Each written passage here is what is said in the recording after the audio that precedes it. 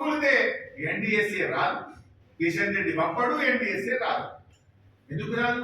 కిషన్ రెడ్డి, రేవంత్ రెడ్డి, కాంగ్రెస్ బీజేపీల మధ్య ఢిల్లీలోనేమో కొట్లాడతారు, గల్లీలోనేమో అలాగే బలై చేసుకుంటారు. ఈ రాష్ట్రంలో ఇద్దరు కలిసిపోయింది.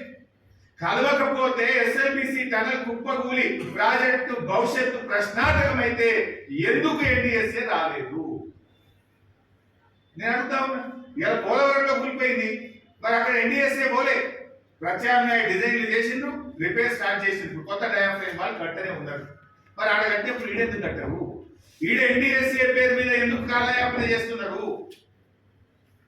పోలవరంకో నీతి, కాళేశ్వరంకో నీత, కాళేశ్వరంకో నీతి, ఎస్ఎల్బిసి టనల్కు ఇంకొక నీత.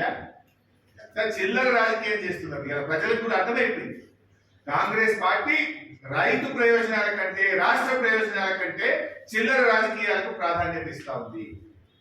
దయచేసి ఎన్డీఎస్ఏను ఎన్డీఏ ప్రభుత్వం రాజకీయ సంస్థగా మార్చొద్దని, తక్షణమే మరమ్మతులు చేపట్టాలని చెప్పి కూడా మేము డిమాండ్ చేస్తా ఉన్నాం. నీళ్ల విషయంలో సగటు